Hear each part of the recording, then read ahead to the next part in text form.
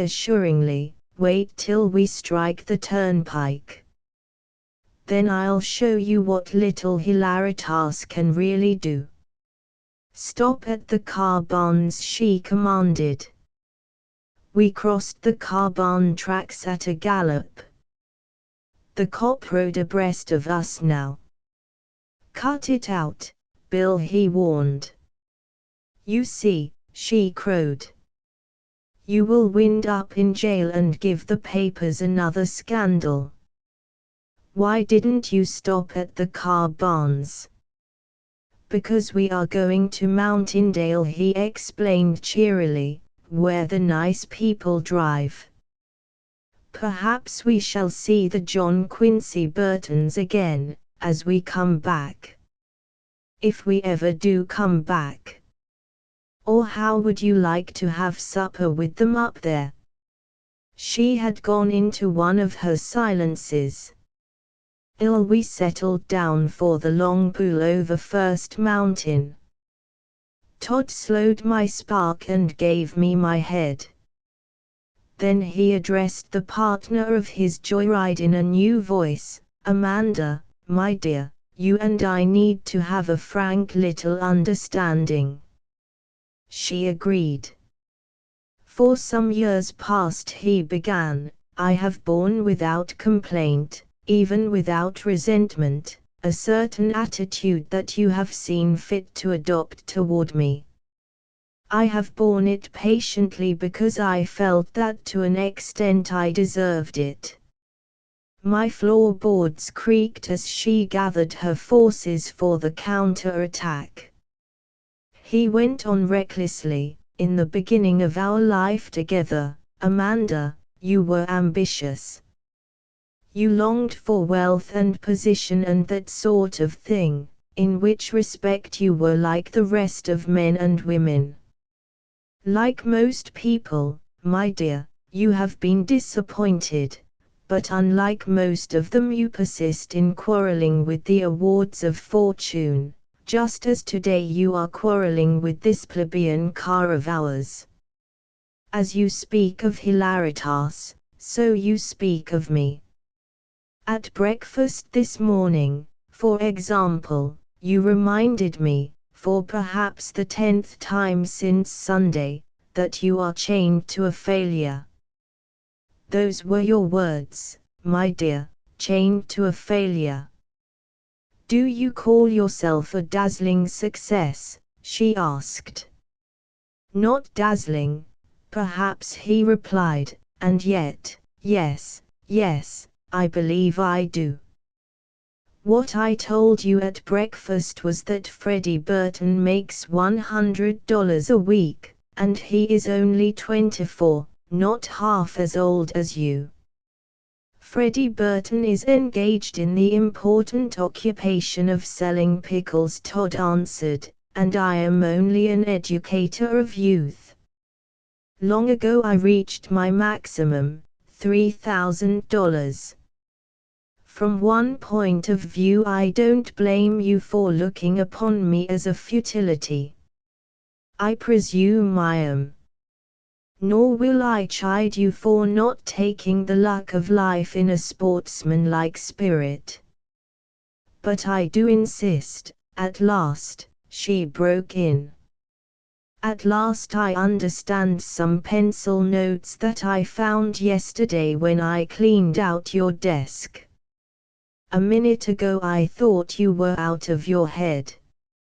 Now I see that this frightfulness of yours is premeditated." "Premeditated, James Todd. You prepared this speech in advance." Between you and me, she was right. I had heard him practice it in the barn. He took her arraignment calmly. "Hereafter," said he, "please refrain from cleaning out my desk." I heard her catch her breath. "You have never talked to me like this before, never," she said. "You have never dared. And that is precisely the trouble with you, James Todd. You won't talk back, you won't speak up for your rights. It is the cross of my life. From the sound, I think she wept. You are the same in the outside world as you are at home.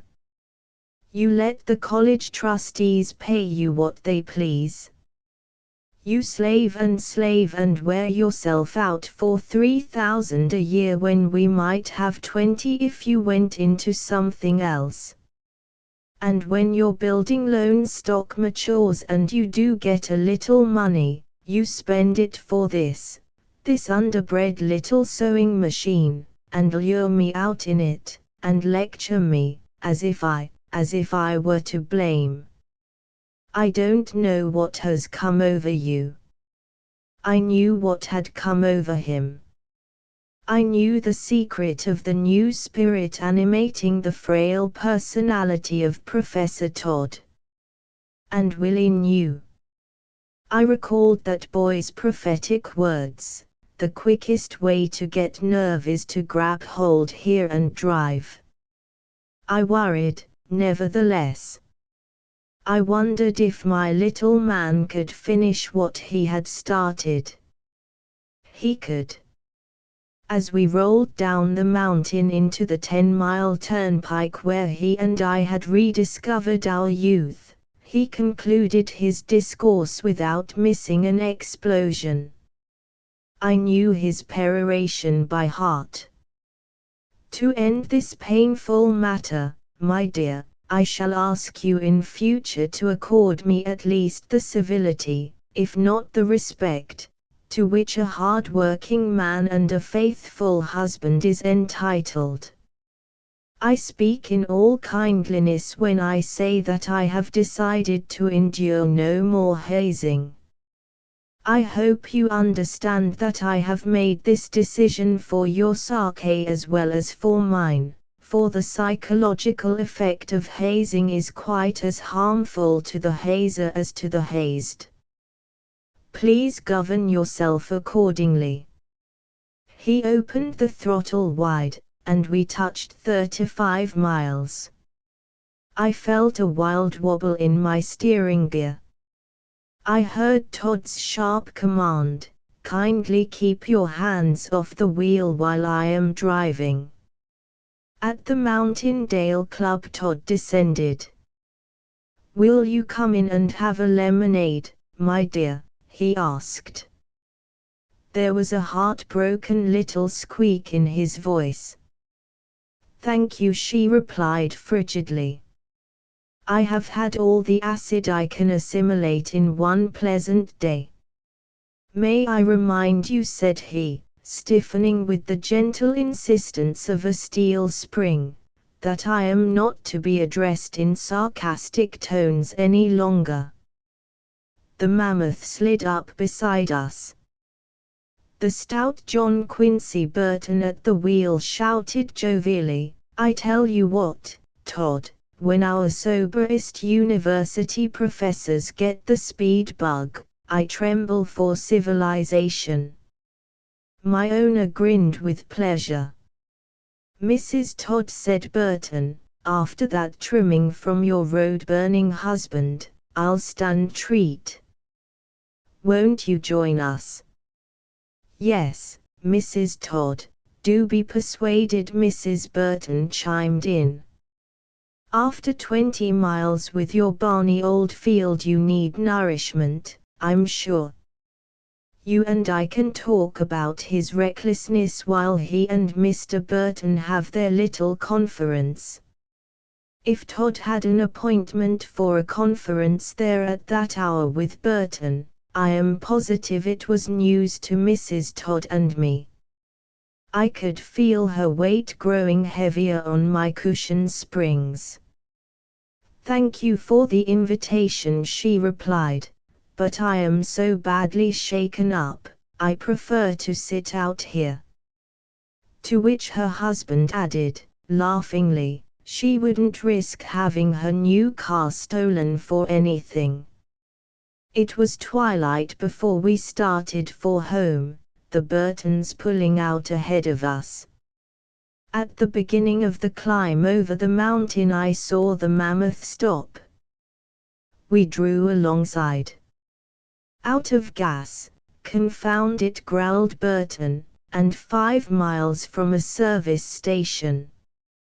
I'd lend you some, only I haven't much myself, said Todd. Got a rope? Yes, but, oh, we can. We can pull you and never know it. Hitch on behind. We like to travel in stylish company, Mrs. Todd and I. So we towed them over the mountain and left them at a red pump.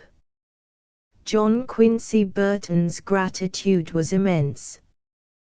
The pleasure is all ours, Todd assured him. But, say, old man. Well, you ought to buy a little old used car like this sometime to carry in your toolbox. They were still laughing when we drove away. Not a word did Mrs. Todd utter on the homeward journey, but in the privacy of our humble barn, oh, she cried. I could die. Why did you have to say that to Mr. Burton? Amanda. She subsided, but she had not surrendered. You didn't tell me you had an engagement with him. What? Todd laughed. I was chosen this week, my dear, as a grievance committee of one, representing the teaching staff at the college, to put a few cold facts into John Quincy Burton's ear. You. Precisely, my dear.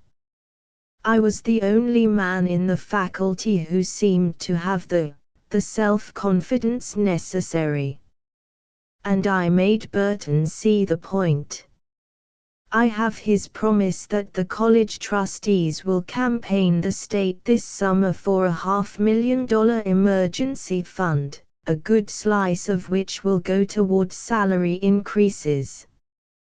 Well, I must say, she did not say it. Silently she left us. He lingered a while in the barn. He opened my hood, for I was quite warm from the towing job. He examined a new cut in one of my tires and loosened my handbrake a notch. He couldn't seem to find enough to do for me. From the house came a hail. I am not sure that he did not hold his breath as he listened. James, dear, again. Hello, he answered. James, dear, won't you bring your automobile pliers, please, and see if you can open this jar of marmalade. My little man went in whistling. The Thing They Loved by Maurice Rutledge from the Century magazine. They had vowed to live only for one another. The theme of their love was sublime enough, but the instruments were fallible. Human beings can rarely sustain a lofty note beyond the measure of a supreme moment.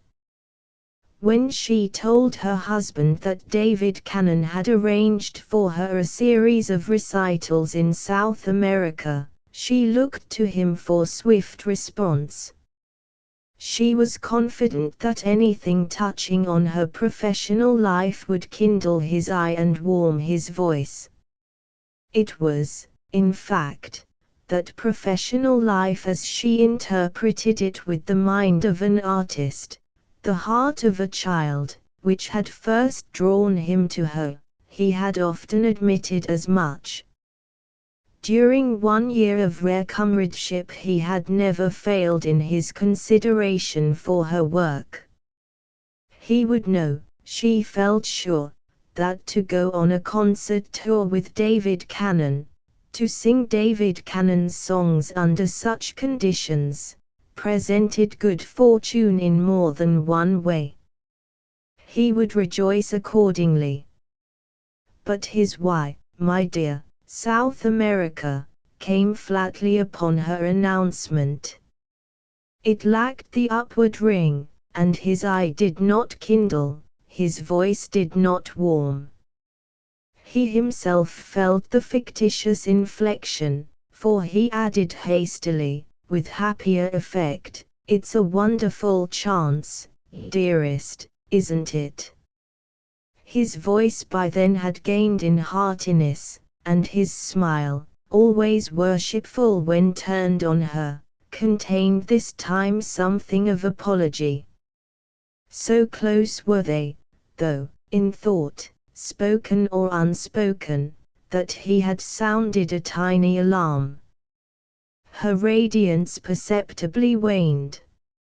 A moment before she had stood, a glowing, vital creature, beside him, eyes and lips singing a duet of delight. Now with questioning heart she leaned toward her loved one. "What is it? Don't you want me to go? I thought you liked David. Can't you come, too, Oliver?" "You know I can't, dear," she heard him say with an attempt at lightness. Then he added, "But it's a great chance for you. You'll take it, of course. It was only the thought of losing you even for a little while. What selfish brutes we men are." He had recovered himself, had defined his passing reserve in lover-like terms, and was newly aware of unworthiness. The luxury of tender persuasion, of arguing her into a sense of sweet security, concerned him next. He could not say enough, and said too much. They were mellow against an intimate background of yellow walls lit by fire and lamps. Myra's grand piano projected sleek and dark from a corner of warm shadow. The silver tea set gleamed pale on a slender-legged table, a fragrance of narcissus spread dreamily. Oliver sank on the couch, drawing her down where she could become all feminine. She was that, and most adorably, her bright hair soft about lax brows, her full lips parted, her strong white hands lying in his like brooding birds. He talked on, and she played content for a while, but a moment came when with a sudden maternal gesture she drew his dark, willing head to her shoulder. "Let's forget South America for tonight," she said. He would not, could not, drop the subject. He had been so clumsy in not realizing what it all meant to her, but her news had come as such a surprise. She had seen David Cannon, then, that afternoon. Yes, he was on his way down to her to settle the date of their concert and to propose this South American scheme. But she need not decide immediately.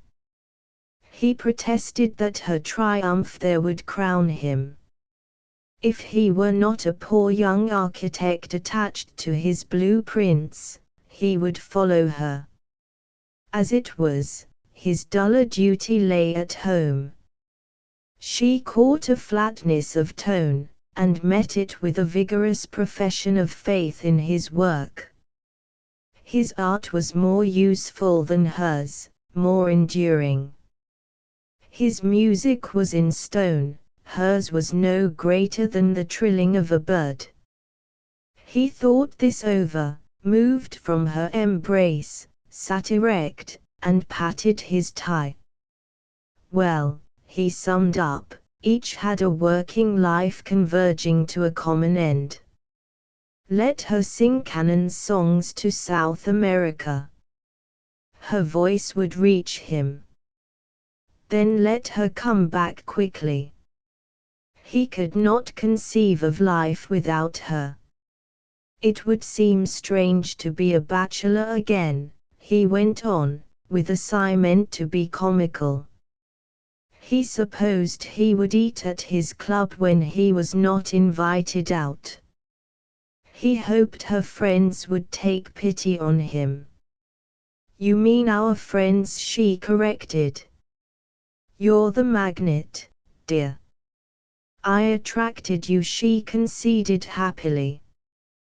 Then, with a start, she said, "Do you know what time it is? And we're dining with the Wickses at 7.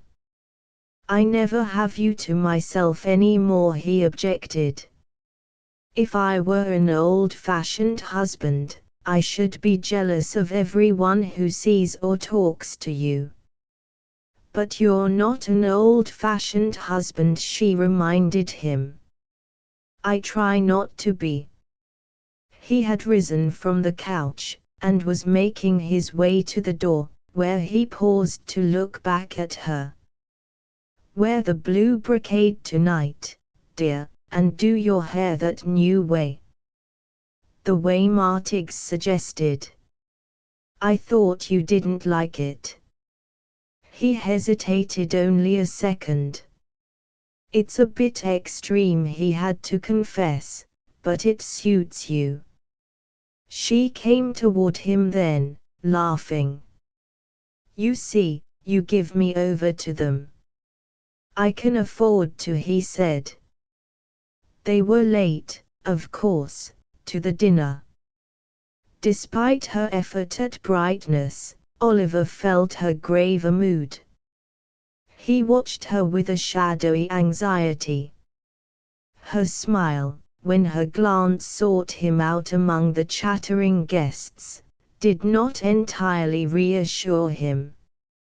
He had never loved her more than this evening, when she seemed so removed from him, so easily and brilliantly a guest of honor. What hold had these strangers on her? They could only misread the superficial sparkle of her eyes, the gracious movements of her uncovered neck and arms. He decided then that the blue brocade was too conspicuous. She must not wear it in South America. And her honey-colored hair, piled high, with a fantastic Spanish comb flaring above the topmost curls, struck him as needlessly theatrical. He blamed Martigues for that. His humor was not improved by the Basque painter's voluble compliments on the success of a coiffure he felt to be his own creation. The fellow was too familiar, thought Oliver, with increasing irritation. He darkened, grew glum and silent, and when, after dinner, Martigues approached him with a luckless tribute to Madame Shaw's superlative loveliness, he answered curtly, and turned on his heel. Myra witnessed the brief discourtesy, and later very gently taxed him with it. What had the unfortunate artist done? He faced her like a sulky boy and would not answer, but she was quick to penetrate his grievance. She laughed then, as a woman laughs who has nothing to conceal, declaring that Martigues's taste was not infallible, and that Oliver knew best what became his Myra.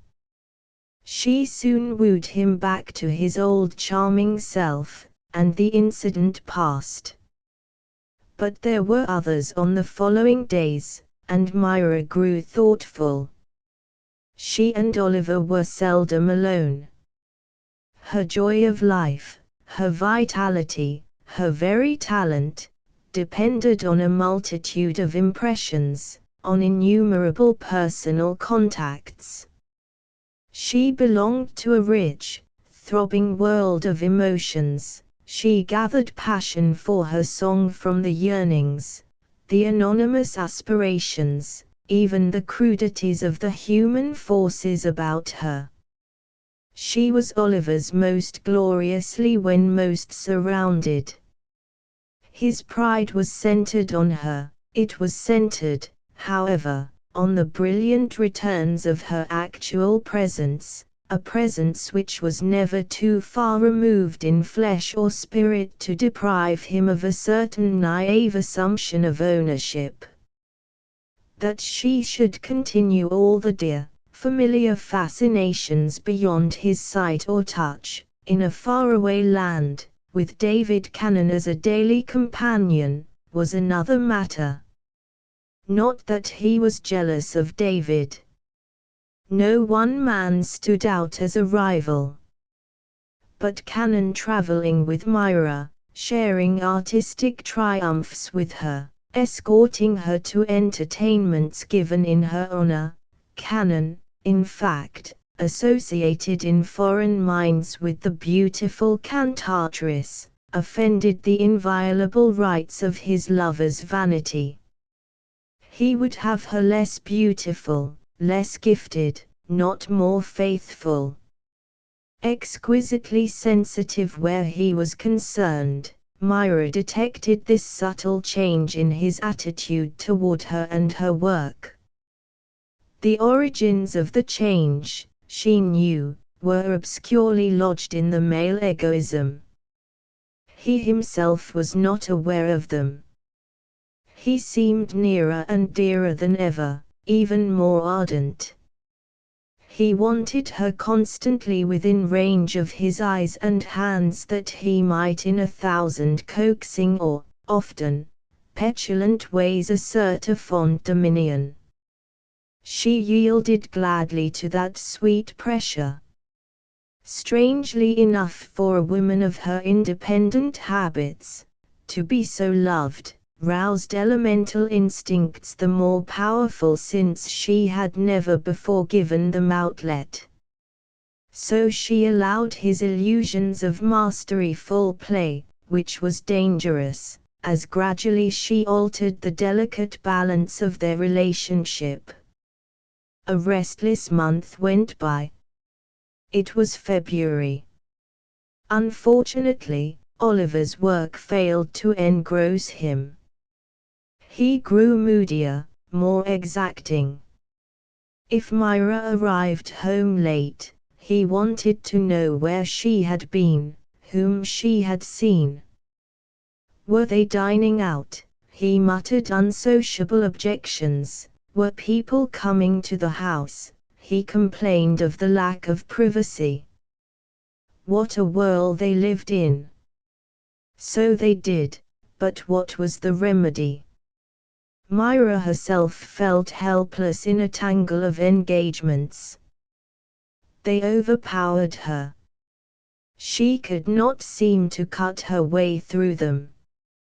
Then there were rehearsals for the concert.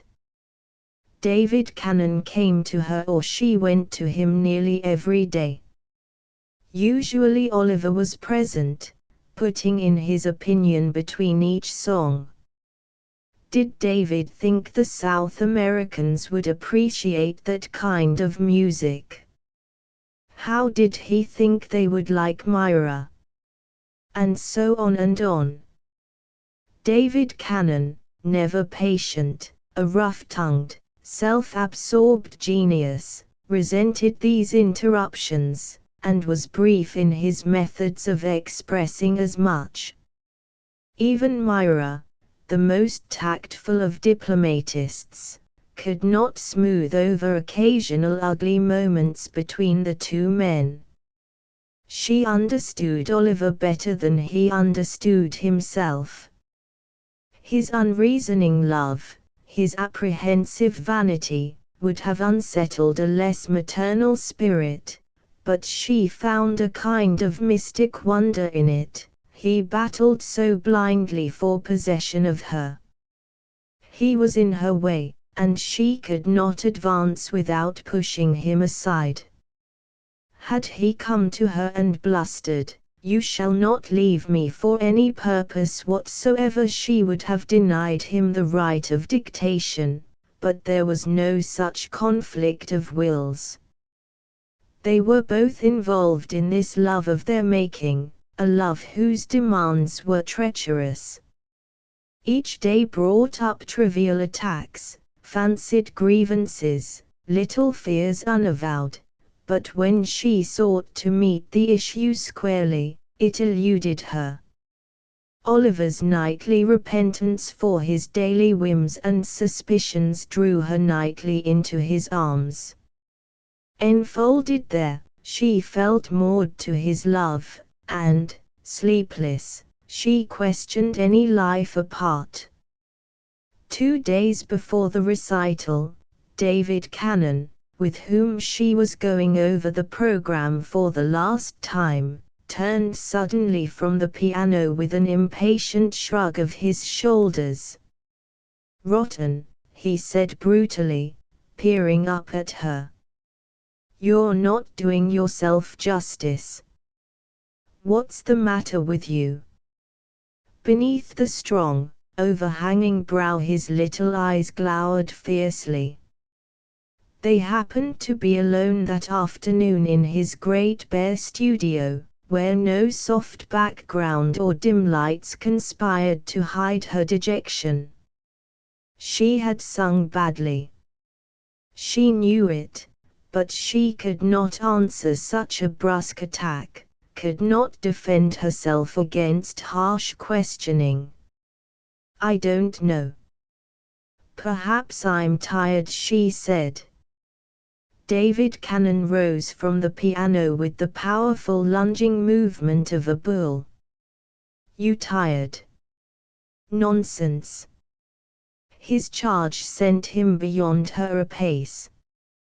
He wheeled and came up close. He was shorter than she, but the sheer force of the man topped her. His keen little eyes looked her over, took in her bright, drooping head, and her sloping-shouldered, slim-waisted health. "Tired," he grunted. "That's an excuse, not a reason." He tapped his heart and forehead. "Your troubles lie here and here." She tried to smile, with a lift of her eyebrows. "What do you know about it?" "I know more than you think I do," he flung at her, frowning. "You're worried about something, and when you worry, you can't sing. You're made that way, and I suppose you can't help it." "Don't interrupt yet," he fairly shouted at her as she began to protest. "I've watched over and taught you for 3 years. I ought to know." "I owe you a lot," she said faintly. "You owe me nothing," he snapped. "Your debt is to yourself." She could not fend off that merciless look, which went through and through her. "If my debt is to myself, I need pay only if I choose," she tried to jest. "Don't make that mistake," he warned. "Your work is your life. I tell you that, and I know." "I wonder," she said more to herself than to him. He looked at her grimly. "Just as I thought. Same old question, marriage. You're jealous, or he's jealous of God knows whom or what. And your voice goes to pieces. Which is it?" he demanded. "Is Oliver misbehaving?" "Of course not," she said indignantly. "Humph. Well, he's faithful, you're faithful. You've both got talent, friends, a home, a profession. What more do you want?" "There are other jealousies," she said slowly, and with gathering passion she went on. "I suppose I owe you some explanation, David, though you won't understand. Oliver is the most wonderful person in the world. I never thought I could love anyone as I love him. And it's the same with him. But he wants me all to himself." Her hands fluttered together in nervous appeal. Can't you see how it is? Since we've been married we've never been separated a day. And now this South American thing has come up, and he's felt, oh, I can't explain. But I'm so afraid. Afraid of what? It's hard to put into words, she said hopelessly. I suppose I'm afraid of losing my happiness. Oliver's right in many ways. He never does have me to himself. I belong to so many people. It's always been my life, you know. But I thought I could combine everything when I married, and I'm beginning to see that it can't be done. He knew what your life was, said David. Does one ever know? She said sadly. This concert, you see, is my first important appearance since our marriage. And then my going away right after. David strode over to the piano and sat there silent, his head sunk on his chest, his short arms stiffly before him. I realize how absurd it is, she murmured, but it isn't just those few months. He trusts me.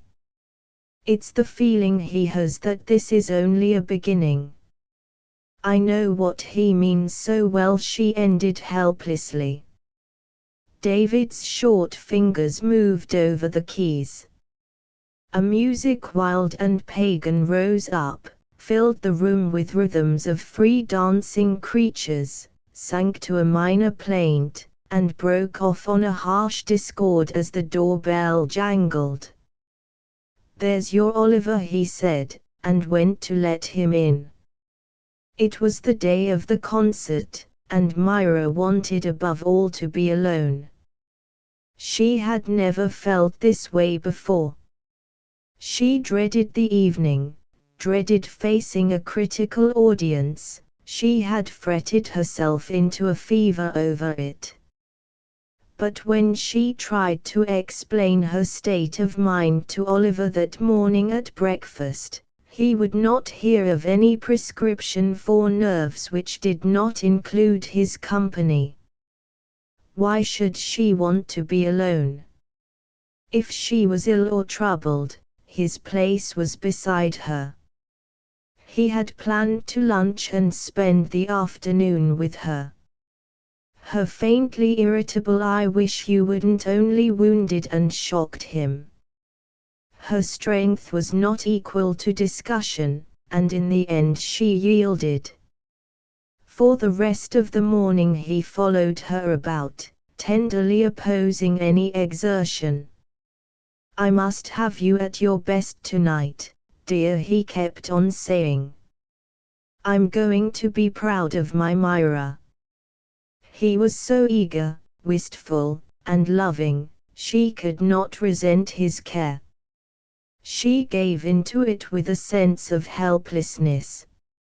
Soon after lunch her head started aching. She suggested a brisk walk. The air might do her good. But he persuaded her to lie down on the couch instead. The touch of his fingers on her hot forehead was soothing, too soothing. She relaxed luxuriously, closing her eyes, subdued, indifferent. He was saying, "What will you do, beloved, if you are taken ill in South America? No Oliver to care for you. I can't bear to think of it." Suddenly, he laid his cheek against hers. "If anything happens to you, I shall go mad." She sat up with a swift movement that brought back an almost intolerable pain. "Nothing will happen," she tried to say, and found herself weakly sobbing in his arms. It was time to dress. She did her hair, to please Oliver, in a girlish way, parted and knotted low. Her gown, designed by Martigues, did not fit in with this simple coiffure. She was aware of an incongruity between the smooth, yellow bands of hair meekly confining her small head, and the daring peacock blue draperies flowing in long, free lines from her shoulders, held lightly in at the waist by a golden cord. One will get the better of the other before the evening is over, she thought with a sigh, turning away from her mirror. My beautiful Myra, Oliver said as if to cheer her.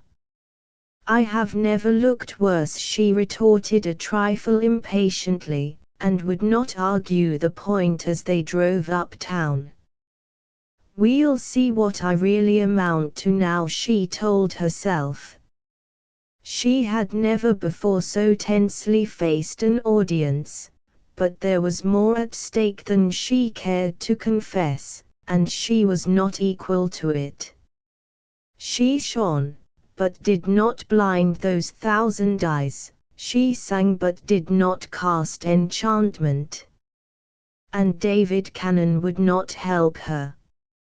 He sat at the piano, uncouth, impassive, deliberately detached, as if he gave her and his music over to an anonymous crowd of whose existence he was hardly aware. There was something huge and static about him, something elemental as an earth shape, containing in and by itself mysterious rhythms. His songs were things of faun-like humors, terrible, tender, mocking, compassionate. They called for an entire abandon, for witchery, for passion swayed and swaying, but although at times Myra's voice held a pan-like flutiness, although an occasional note true and sweet as a mate call stirred that dark fronting mass, she failed to sustain the spell. She was too aware of Oliver leaning forward in his box, applauding louder than anyone. His loyalty would force out of this fastidious audience an ovation she did not deserve. She would not look his way. I can't sing, she thought mournfully.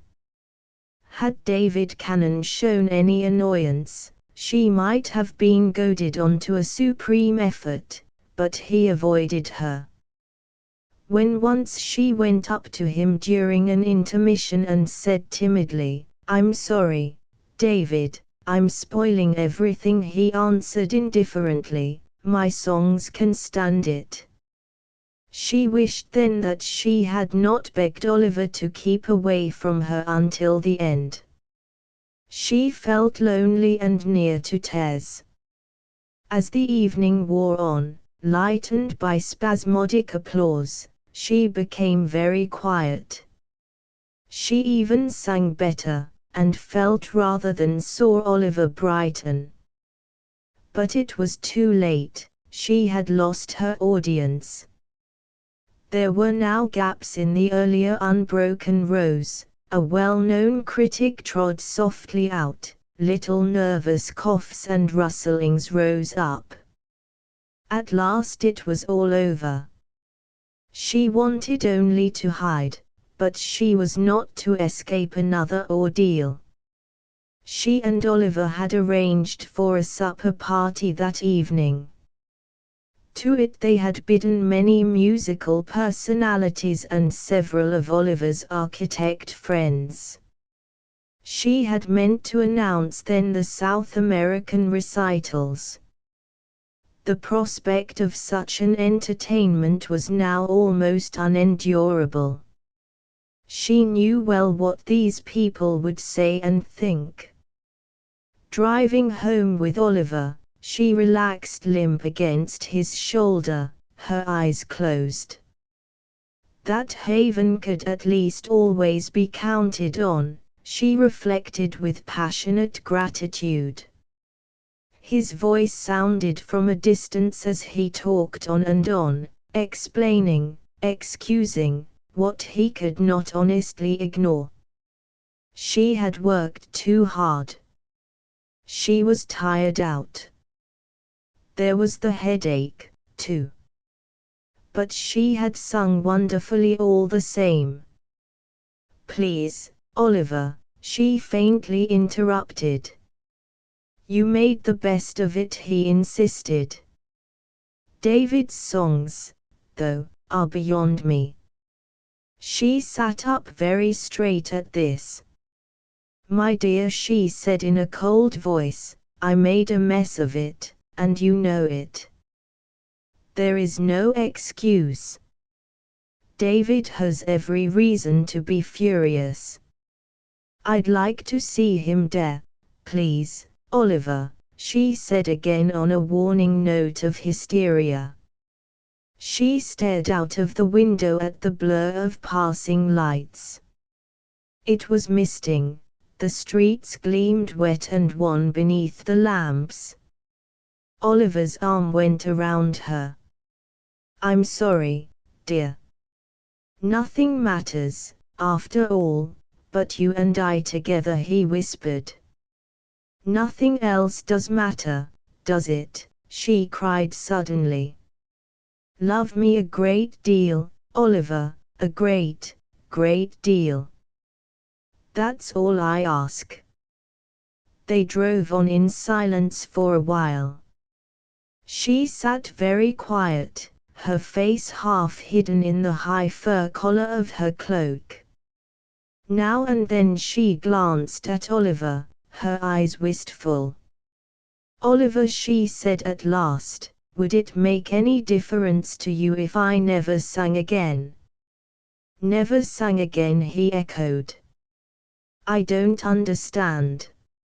I want you and my home, came from her slowly. I've been wondering for some time how much my singing really meant to me. Tonight I think I've found out. I can't seem to keep everything I started out with and be happy. I'm not big enough, she added sadly. He was startled, incredulous. Myra, you don't realize what you're saying. You're tired tonight. I could not let you give up your singing. You are an artist, a big artist. She shook her head and sighed. I might have been, perhaps, but no, I'm not.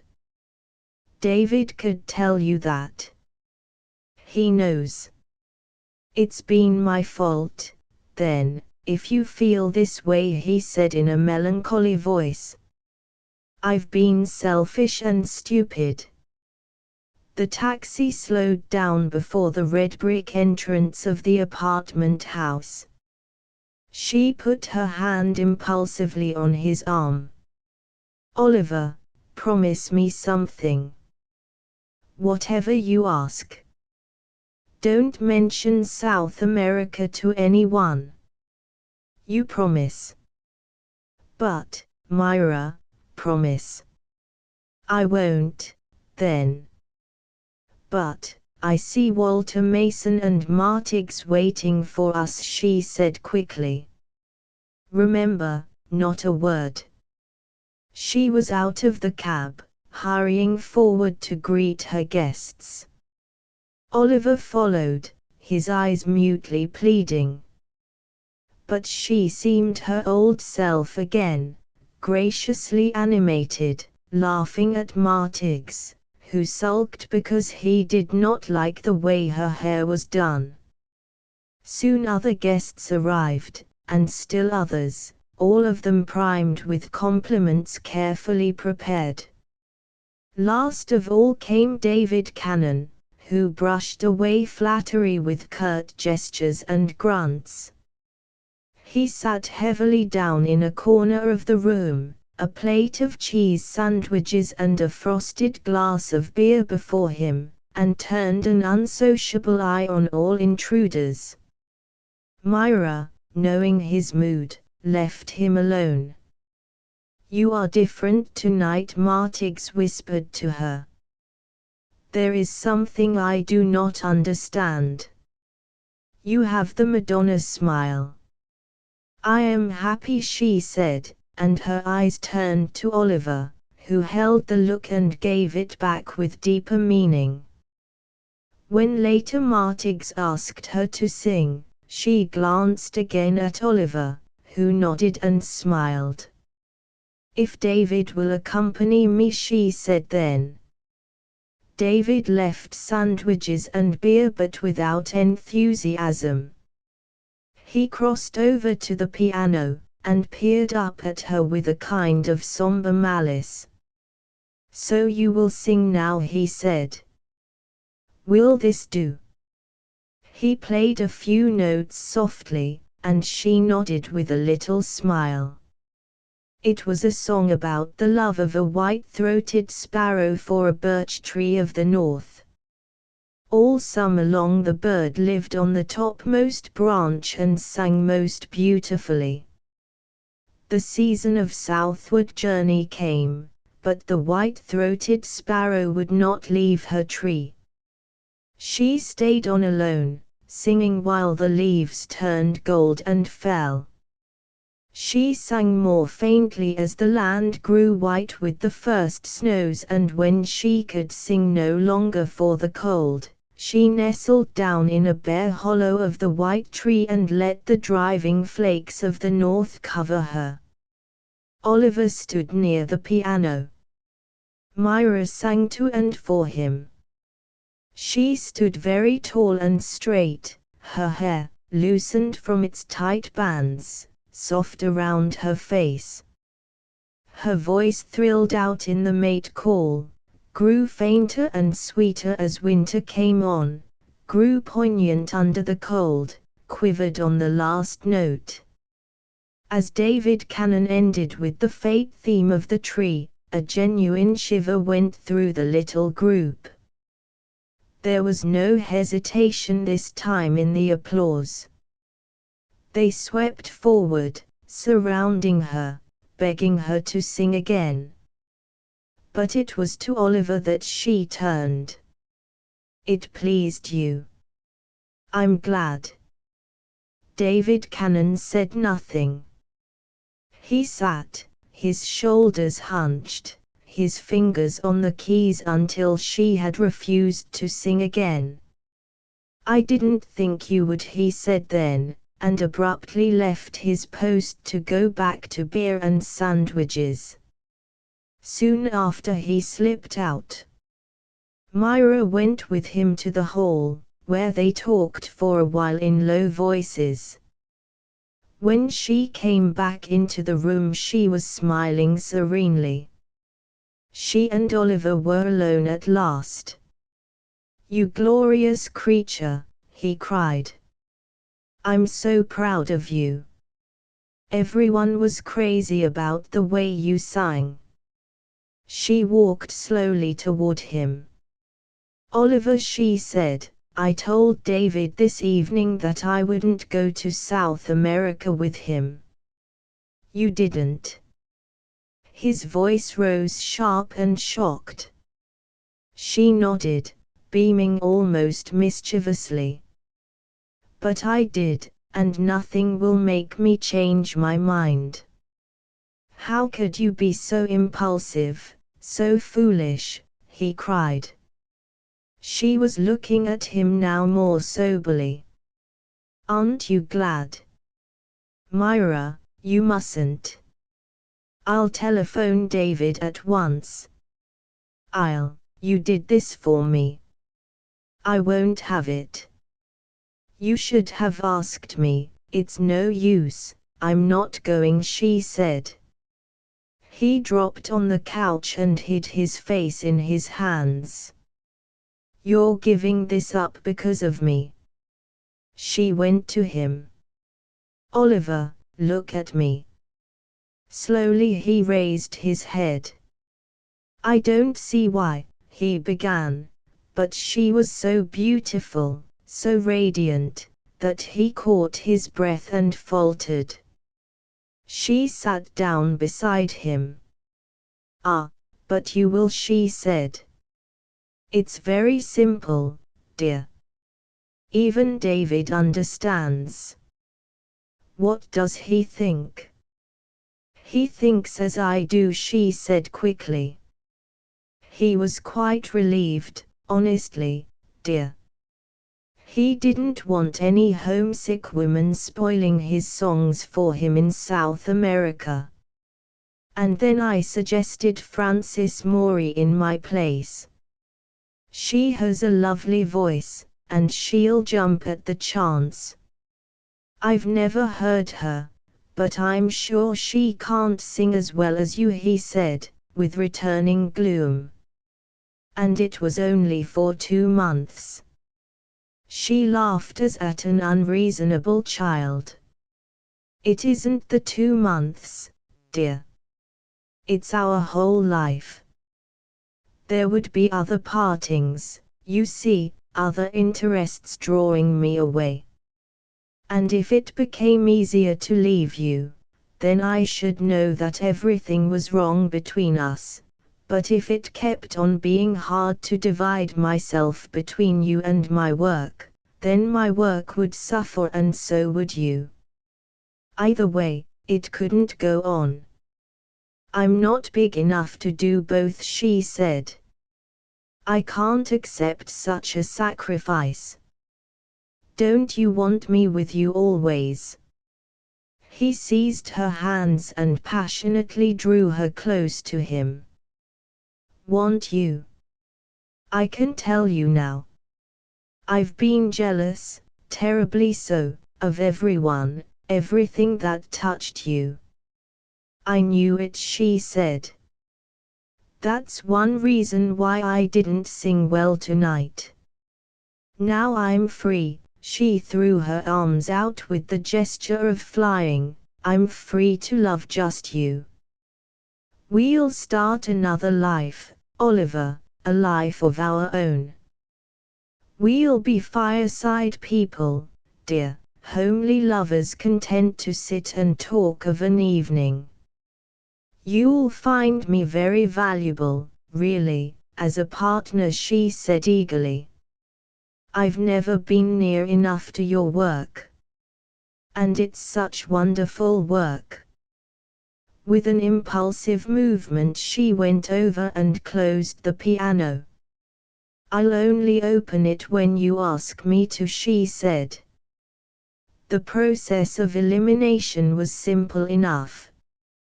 There was a touch of melancholy in Myra's measurement of relationships, in her consciousness of their frailty. People fell away easily, leaving her and Oliver to their chosen isolation. A dozen regrets or so to invitations, a week or two of evasions over the telephone, a few friends like Martigues turned away at the door when obviously she was at home, a refusal to sing at a charity concert and, most conclusive of all, David Cannon's advertised departure with another artist, and the thing was virtually done. Then came a succession of long intimate evenings, she and Oliver left to their caprice, she and Oliver walking and driving together, wandering where their fancy took them in the springtime of city and country. She laughed sometimes at him, he seemed so dazed by the consciousness of utter possession. You are sure you are not bored, darling? He would often ask these first days. She could not reassure him enough, could not find ways enough to prove to him that when a woman like herself gave of body, mind, and spirit, it was a full giving. There was exquisite pain in that giving, it was almost a terrifying thing. She was a vital creature, and must spend that which was hers, wisely or foolishly. Her ceaseless energy had always before found an outlet in her work. Now her only expression lay in Oliver. Her mind, never at rest, seized upon his working life, made it hers. but she soon learned that he regarded her self-appointed post of partner with a tender condescension edged with intolerance. She learned with a tiny shock that although in matters musical he trusted absolutely to her judgment, he did not consider the feminine intellect as equal to his own. Music, she discovered, had always been defined by him as something feminine in its application to the arts. She became gradually aware that he objected to her visits to his office. His glance did not brighten at her entrance. He was not amused as he had been at first, when she bent over the sketches or ran her slim fingers along the tracery of blueprints, daring to question them. Sometimes she had a feeling that she did not entirely know Oliver, that there were plans of his, thoughts of his, which she did not share.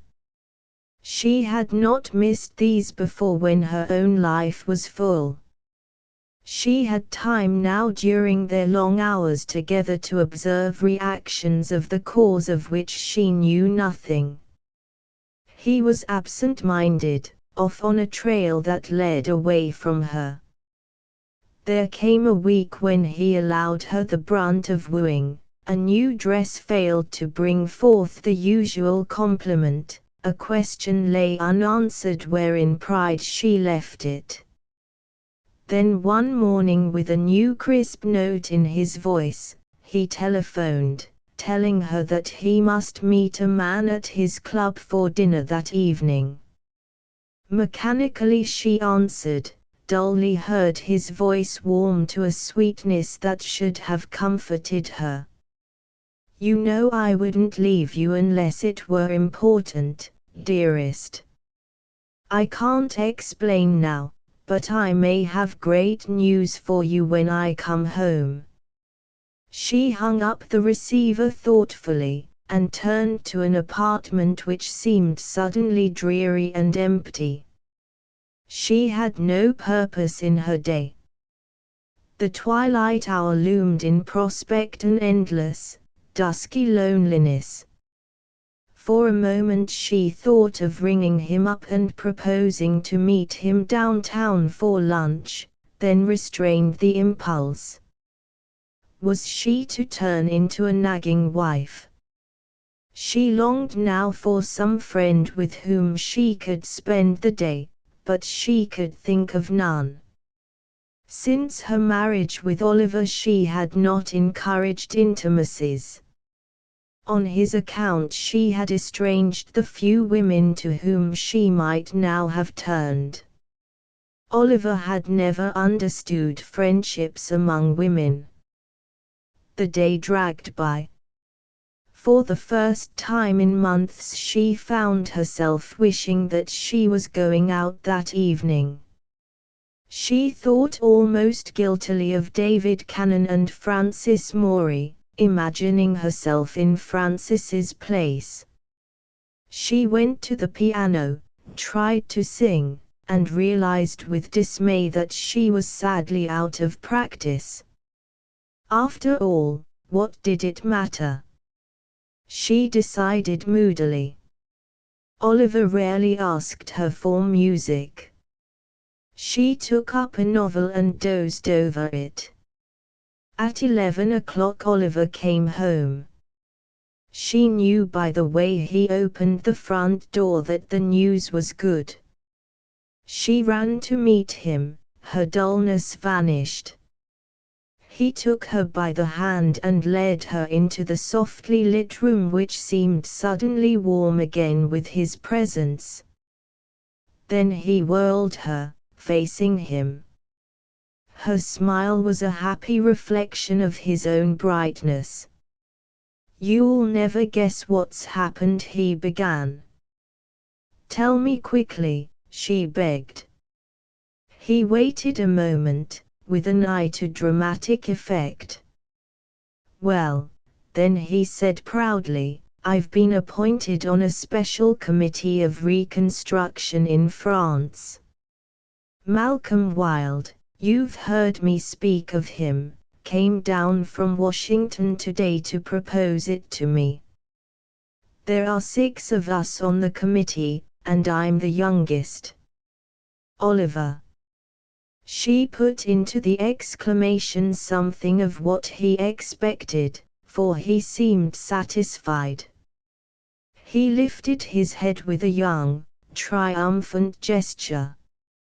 It is my chance to do a great and useful work, he said. I needn't tell you what it means. I never hoped, I never dreamed of such an honor. I'm so proud of you, she cried. He hardly seemed to hear her. Think of it, just think of it, to be invited to go over there with 5 of the biggest architects here, American money backing us. We've been given a whole section to rebuild, I forget how many villages. It's like a dream. He passed his hand over his eyes.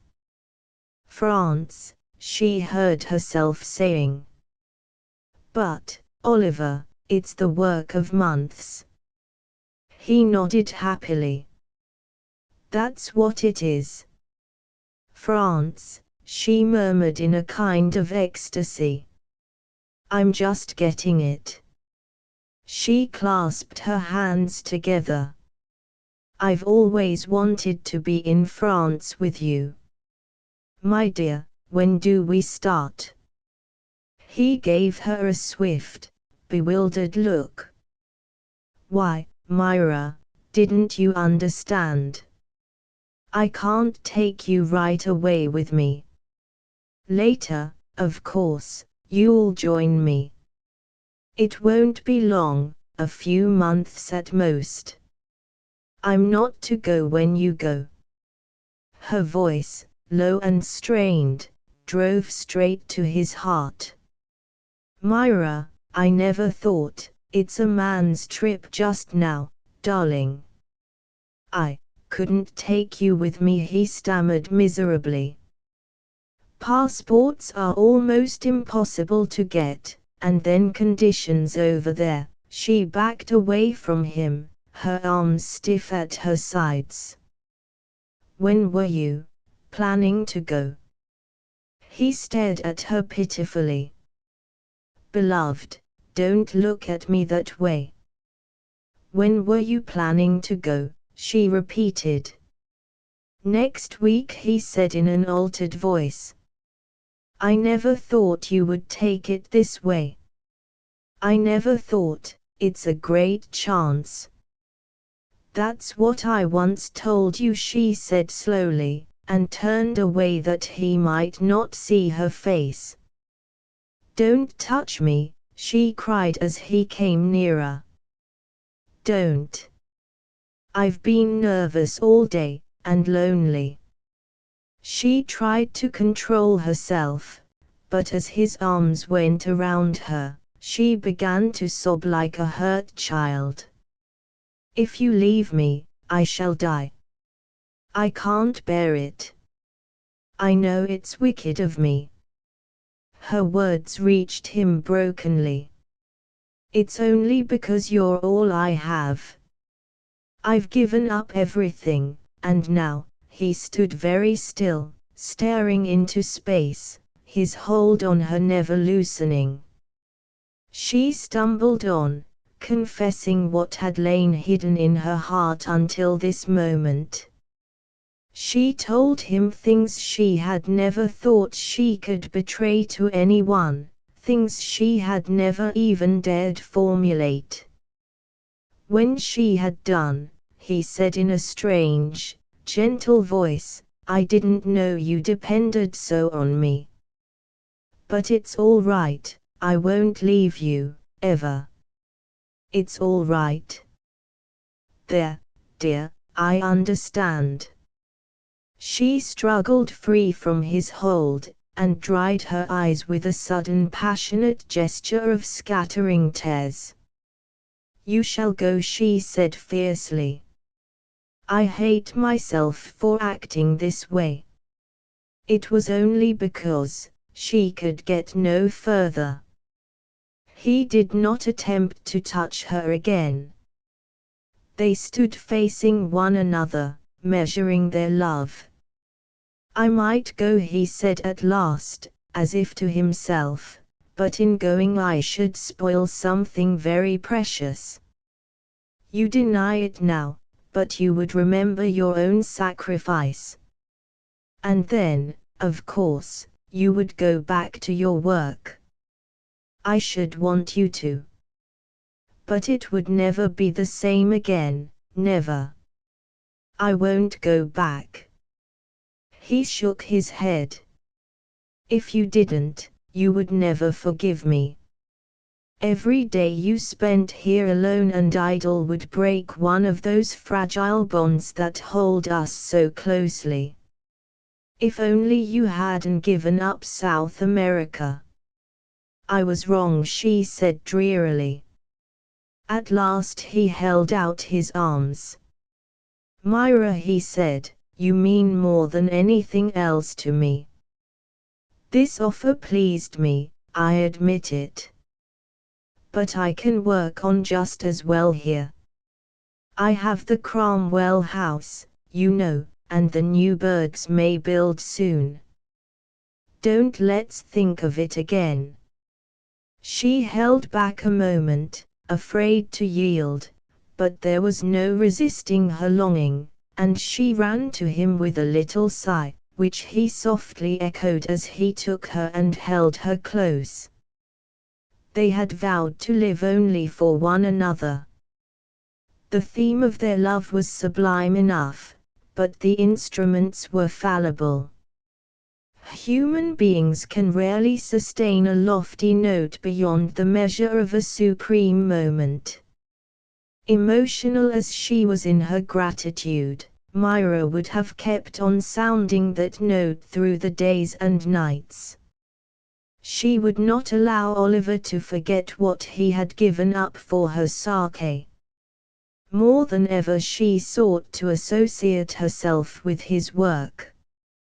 He was forced to recognize her personality there. For when skillfully she led the talk on his plans, she hunted down elusive problems, grappled with them, and offered him the solutions of a sure instinct. She did not reckon with his vanity. She was too eager to make up for a lost opportunity, as she too often explained. He came gradually to brood over what he now consented to consider a sacrifice. In passing moments of irritation he even referred to it. He broke out occasionally in fits of nerves, certain that he would be humored and petted back to the normal. He knew well how a frown dismayed her, how deep a word could strike, what tiny wounds he could inflict. It would seem sometimes as if one or the other deliberately created a short, violent scene over a trivial difference just to relieve routine. The domestic lowlands stretched beyond the eye. He missed the broken country, the unexpected dips and curves of the unknown. Not that his heart went adventuring. He was faithful in body and spirit, but there was discontent in the looks he turned on her. One afternoon she read in the papers that David Cannon and Francis Morey were back from South America after a triumphant series of recitals.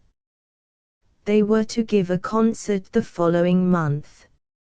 Her indifference to the news, she thought drearily, was an indication of how far she had traveled away from her old life. She did not even want to see David Cannon. It was Oliver who brought up the subject that evening. David's back. If you'd been with him, how excited I should have felt today, he remarked. Odd, isn't it?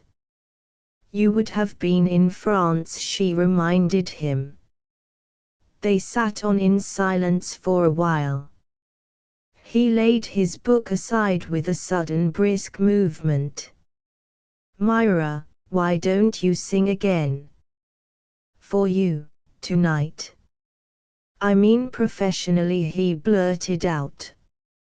She drifted across the room to a shadowy corner. I don't know, she said rather flatly, bending over a bowl of white roses. I suppose I don't feel like it anymore. It's hard to take things up again. He fingered his book, then, as if despite himself, he said, I'm afraid, dear, that we're letting ourselves grow old. She swung sharply about, catching her breath. You mean I am? Both of us. He was cautious, tender even, but she was not deceived. It was almost a relief that he had spoken. Tell me, dear, she said from her corner. You're bored, aren't you? Oh, not with me, she forestalled his protest, but just plain bored. Isn't it so? Her voice was deceptively quiet. He stirred in his chair, fidgeted under the direct attack, and decided not to evade it. I think we've been buried long enough, he finally confessed. I love our evenings together, of course, but a little change now and then might be agreeable. Perhaps it isn't a good thing for two people to be thrown entirely on each other's company. And I've been wondering, dear, he hesitated, carefully picking his words, I've been wondering if you would not be happier if you had other interests of your own. Suppose I don't want any. She did not give this out as a challenge, but he frowned a trifle impatiently. I can't believe it possible, he said. Have you lost all touch with the world? She came slowly forward into the warm circle of light. I don't seem to care for people and things as I used to. Look at me. I'm not the same, Myra. She stared at him with a deep, searching expression, and what she saw drew her up with a sudden movement of decision. Her voice, when next she spoke, was lighter, more animated. You're right, dear. We're growing poky. I tell you what we'll do, she continued in a playful manner. Her lips smiled, and her eyes watched as she knelt beside him, her head tilted, her fingers straying over the rough surface of his coat. He never dressed for dinner in these days. We'll give a party, shall we, she said. And then everyone will know that we're still alive. If she had wanted to test his state of mind, she could not have found a better way. Instantly he was all eagerness. Nothing would do but that they should plan the party at once, set the date, make out a list of friends to be invited. She was ready with pad and pencil and her old address book, which had lain for many days untouched in her desk. Shall we have Frances Morey? She suggested. She'll remind you of me as I was before we married. What a gorgeous little devil you were, he murmured reminiscently. She wished he had not said that. Yet how absurd it was to be jealous of oneself. Well, they would entertain again, since it pleased him. But she had lost her social instinct. This party seemed a great enterprise. She had to pretend to an enthusiasm which she did not really feel. Am I growing old? She wondered more than once. She had to confess to a panic of shyness when she thought of herself as hostess. That was all she would be this time. Frances Mory held the role of prima donna. There were no regrets to her invitations. They came, these old friends and acquaintances, with familiar voices and gestures. They seemed genuinely glad to see her, but they did not spare her. She had grown a little stouter, had she not? Ah, well, happy people risked that. And they did not need to be told how happy she was. In quite an old-fashioned way, too. Myra domesticated, how quaint that was. Did she sing any more? No. What a pity. Her rooms had lain quiet too long. So much noise deafened her. She was suddenly aware that she had grown stouter. Her new gown, made for the occasion, should have been more cleverly designed. Martigues as much as told her so.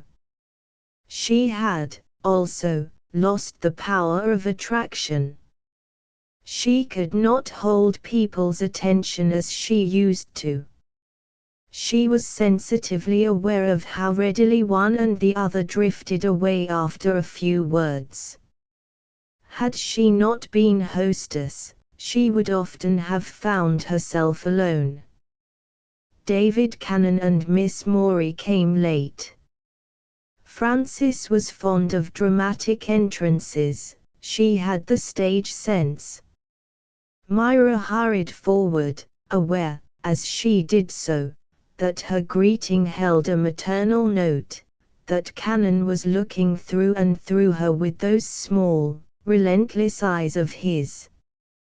Then Oliver came up, and from the corner of her eyes she saw Frances attach herself to him. She had known that would happen. Frances Mory was indeed a lovely creature, vivid, electric, swift, and free of movement, mellow of voice. She was like a bell. Touch her and she chimed. Oliver on one side, Martigues on the other, she made her vivacious way through the room, and was soon surrounded. Very prettily she moved her court toward Myra, drew Myra into the circle of her warmth with a gracious friendliness. Martigues, in raptures, explained that it was he who had designed the very modern jewel she wore, a moonstone set in silver. "Isn't she adorable?" he kept on repeating. Oliver had bent over to look at this ornament and was fingering it, his dark head close to hers. She whispered to him, and he whispered back. They were already on the best of terms. David Cannon trod up to Myra. "What do you think of her?" he asked abruptly. "Her high notes are not as fine as yours were, but she is improving. If she doesn't fall in love, I shall make something of her." He frowned at Oliver. Myra flushed. "She seems very clever," was all she could manage. "I'll make her sing," said Cannon, and elbowed a path to her side. She pouted a little, declared she could never resist him, and moved to the piano. Myra drew a short breath. She herself had not intended to sing, but she had hoped that Oliver or David would give her a chance to refuse.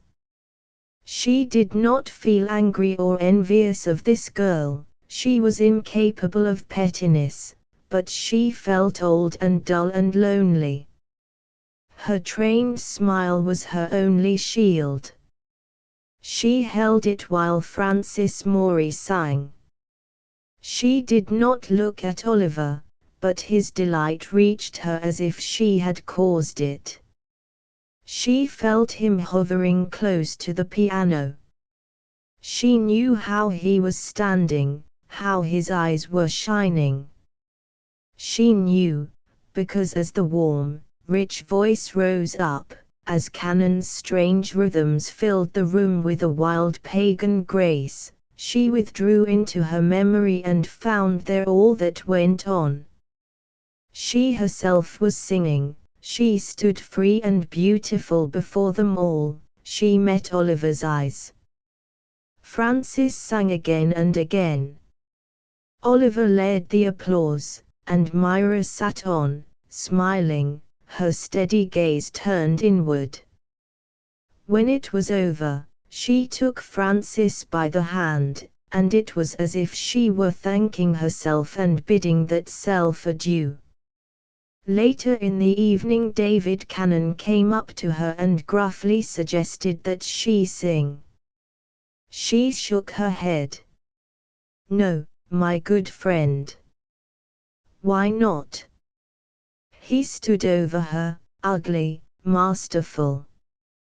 Her smile softened to a sweet, sad flutter of lip. "You know why."